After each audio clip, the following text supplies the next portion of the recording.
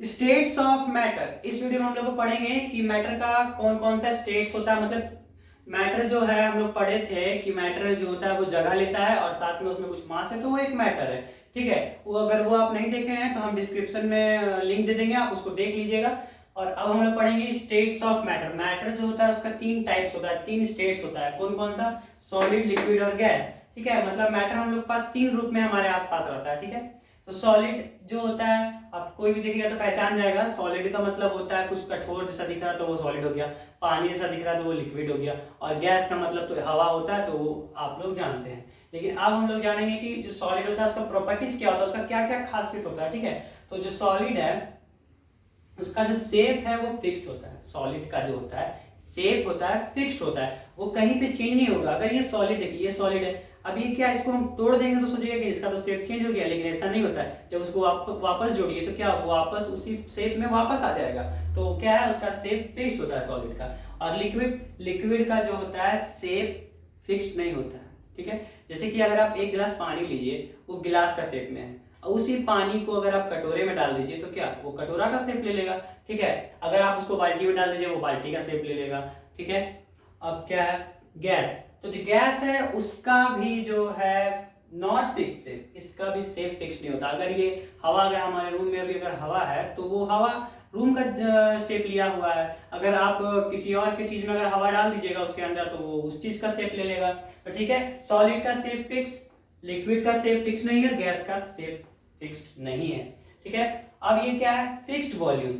जो होता है सॉलिड का वॉल्यूम भी फिक्स होता है, जो सॉलिड होता है उसका वॉल्यूम भी फिक्स होता है। जैसे कि अगर वॉल्यूम का मतलब क्या है, ये कितना जगह ले रहा है, अगर हम यहाँ इसको रखें तो मेरा हाथ का कितना जगह ले लिया, वो होता है वॉल्यूम। ठीक है, तो वॉल्यूम, सॉलिड का जो वॉल्यूम होता है ना वो फिक्स होता है। ठीक है, वो फिक्स रहेगा। अगर ये इसको यहाँ रखिए, चाहे मेरा हाथ पे रखिए, चाहे कहीं पे भी रख दीजिए, वो उतना ही जगह लेगा जितना वो ले रहा है। ठीक है, और लिक्विड, इसका भी वॉल्यूम फिक्स होता है। जैसे कि अगर आप देख लीजिए कि हम लोग क्या करते हैं, ग्लास लेते हैं, ग्लास में पानी लिए, उस पानी को अगर हम कटोरे में डाल देंगे तो जितना जगह वो ले रहा है वो उतना ही जगह लेगा। ऐसा नहीं है कि अगर हम एक गिलास पानी को कटोरा में डाल दिए तो वो कम जगह लेगा, जितना जगह वो गिलास में ले रहा था उतना ही जगह वो कटोरा में लेगा। लेकिन अगर कटोरा में वो उतना पानी हटाने का अगर उसका हिम्मत नहीं है तो क्या करेगा, कटोरा से पानी बाहर आ जाएगा। ठीक है, नॉट फिक्स्ड वॉल्यूम।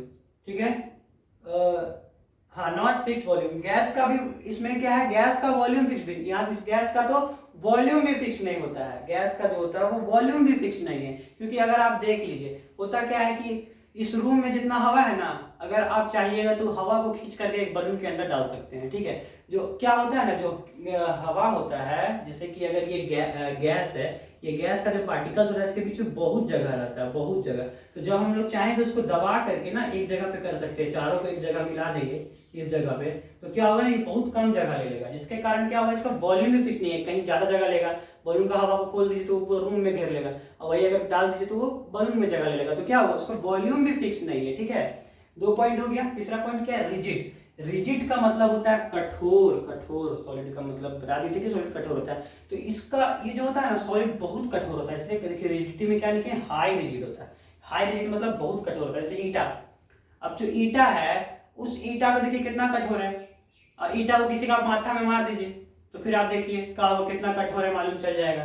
ठीक है, और उसके बाद क्या है, लिक्विड। लिक्विड का रिजिडिटी कम होता है, थोड़ा सा रिजिडिटी कम होता है, कठोरता कम होता है। क्यों? क्योंकि हम लोग जब क्या बोलते हैं, पानी में कूद जाते हैं, अगर हाथ डाले तो वो चल जाएगा। जैसे पानी में हम लोग एक मुक्का मार सकते हैं, जाइए आप और एक बार दीवार में एक मुक्का मार के देखिएगा कितना रिजिडिटी है, मालूम चल जाएगा। ठीक है, और उसके बाद क्या, गैस। गैस का रिजिडिटी ही नहीं होता है, नेग्लिजिबल, मतलब ना के बराबर रिजिडिटी होता है। जैसे देखिए, मान लीजिए मेरा फेस के सामने हवा है, ये देखिए रिजिडिटी इसका कुछ नहीं बुझाया। ठीक है, चलिए आगे देखिए। अगला है डेंसिटी।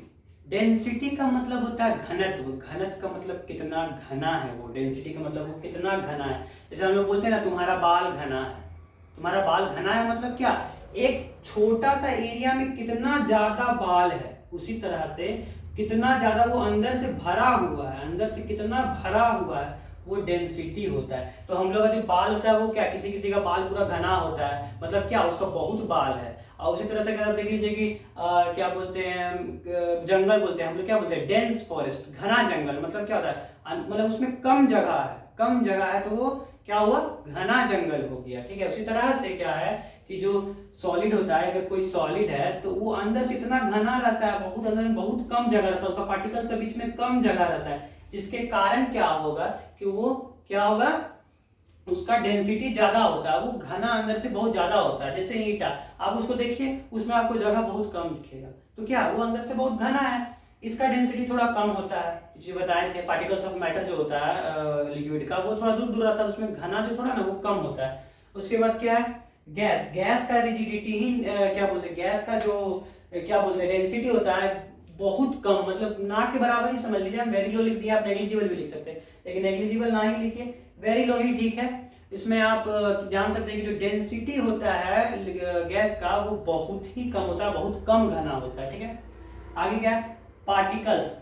तो यहाँ जो पार्टिकल्स बोल रहा है ना, मतलब एटम के बारे में बात कर रहा है। तो जो पार्टिकल्स ऑफ सॉलिड होता है, पार्टिकल्स ऑफ सॉलिड, अगर ये सॉलिड है, इसका जो पार्टिकल्स है ये आपस में बहुत टाइट पैक्ड रहता है, बहुत ज्यादा ही टाइट पैक रहता है। मान लेते हैं कि ये एक पार्टिकल्स और ये एक पार्टिकल्स है, तो ये इसमें समझ लीजिए एकदम फंसा हुआ है, ये जल्दी निकलेगा नहीं, क्योंकि देख लीजिए ईंटा तोड़ने में हम लोग को बहुत मेहनत लगता है, लेकिन लिक्विड, लिक्विड का जो क्या बोलते हैं पार्टिकल्स है वो थोड़ा थोड़ा दूर रहता है, तो हम लोग उसको आराम से ऐसे ऐसे करके दूर कर सकते हैं। ईंटा को या कोई सॉलिड चीज को आप लोग दूर नहीं कर सकते हैं। ठीक है, और इसमें तो जो इंडिपेंडेंट रहता है, मतलब उसको कुछ मतलब ही नहीं है, वो अपना घूम सकता है जहां तहां। ठीक है, तो ये जो पार्टिकल्स ऑफ मैटर है, पार्टिकल्स ऑफ गैस है, वो बहुत ही इंडिपेंडेंट रहता है, इंडिपेंडेंट मतलब आजाद रहता है। ठीक है, और लास्ट है क्या बोल रहा है, फोर्स ऑफ अट्रैक्शन। तो ये फोर्स ऑफ अट्रैक्शन हम बता चुके हैं, एक बार फिर से बता देते हैं, वही चीज सेम चीजें समझ लीजिए कि ये जो पार्टिकल्स है, ये दोनों के बीच में जो फोर्स ऑफ अट्रैक्शन है, मतलब एक दूसरे को खींचने का जो ताकत है